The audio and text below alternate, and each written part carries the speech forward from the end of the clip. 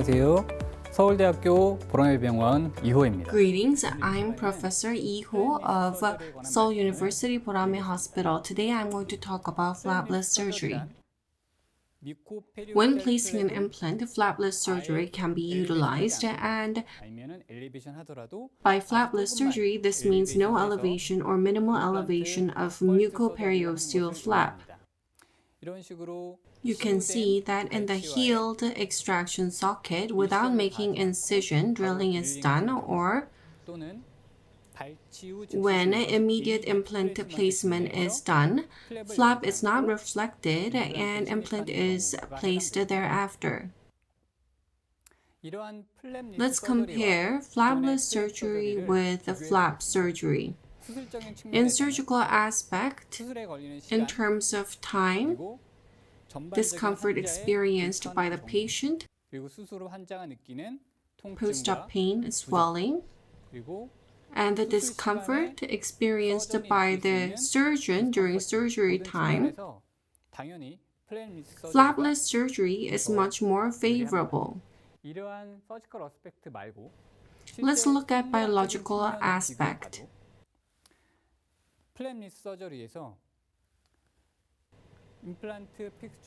According to histological research, flapless surgery is more favorable in terms of number of blood vessels around the implant and the diameter of blood vessel.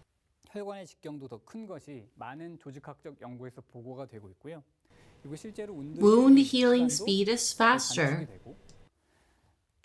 Also, flapless surgery is known to be more favorable in terms of prevention of hard and soft tissue resorption. Compared with existing flap surgery, flapless surgery definitely has many advantages. Let's look at the advantages of flapless surgery. It preserves the circulation of blood flow, soft tissue architecture, and hard tissue volume. It causes less bleeding during surgery and less necessity for suture, thus leading to decreased surgical time. As a result, there's less post-op pain, swelling, and we can also improve patient comfort. Patient healing can be accelerated and patient can immediately resume normal hygiene care. It does have disadvantages. Let's look at the downside of flapless surgery. As we all know, we only see what's on the surface, so we cannot see what's on the inside. The critical downside is that we cannot see what's under. We may place implant in the wrong position, the implant angulation may be wrong, or the implant placement depths can be wrong. There can be many different issues. However, this can be overcome by using digital dentistry. We can overcome such disadvantage of flapless surgery by using digital dentistry. We can analyze what the bone is going to be like sufficiently under the surface and do simulation accordingly, and thereafter we can fabricate guide in order to avoid blind surgery. We'd be able to overcome the downside of flapless surgery in this way. Another downside is that we're not looking at the bone, we're not reflecting flap, so there can be a lot of bone heating upon drilling.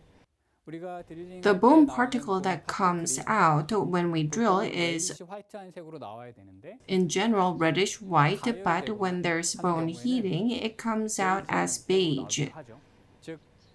We need to be aware about bone heating in order to successfully osseointegrate implant. There's high possibility of bone heating if the heat exceeds 47 degrees. So when we do flapless surgery, we need to do irrigation often here and there, and we need to use a sharp drill and do drilling gently. We need to prevent excessive force from being applied. We should not skip from small size to big size, but we need to gradually increase the diameter and we need to do it sequentially. By doing this, we can prevent bone heating that can accompany flapless surgery.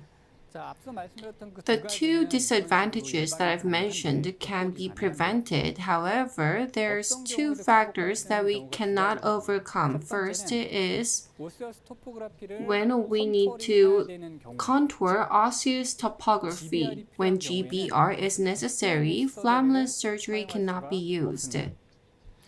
Second, when there's lack of keratinized tissue, we cannot use flapless surgery either.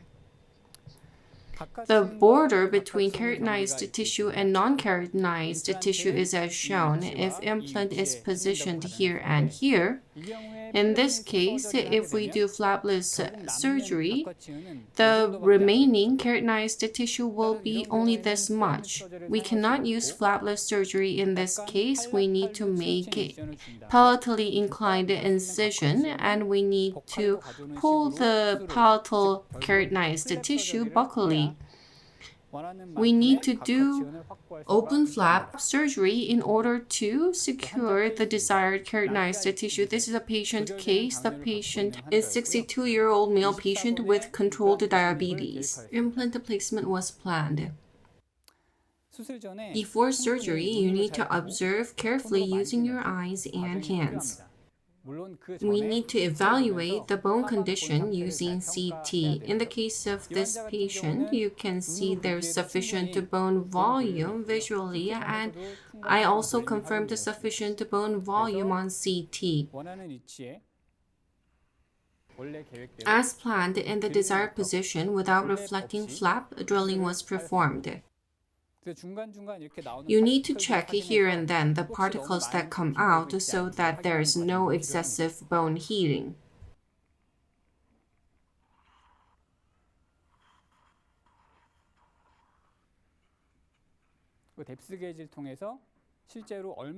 Depth gauge was used to check how much drilling was performed, and the thickness of soft tissue is checked indirectly.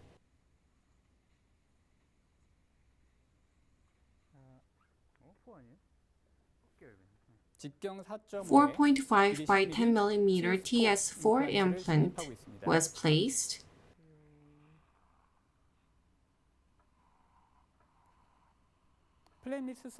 One point you need to think about when you do flapless surgery is implant placement depth.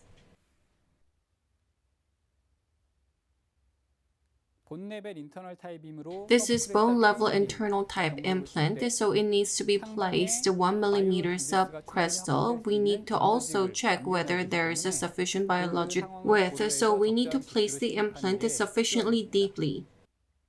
Compared with the drilling process, the placement depth adjustment process can take up more time. A way to overcome this disadvantage is to utilize a digital guide system. In this case, guide was not used, so careful attention was paid. A lot of time was taken to adjust the placement depths. The scale of the implanted driver is from 0 to 5, and I am slowly adjusting placement depths to make it around 4. When it seems like excessive torque might get applied, you can also utilize reverse turn.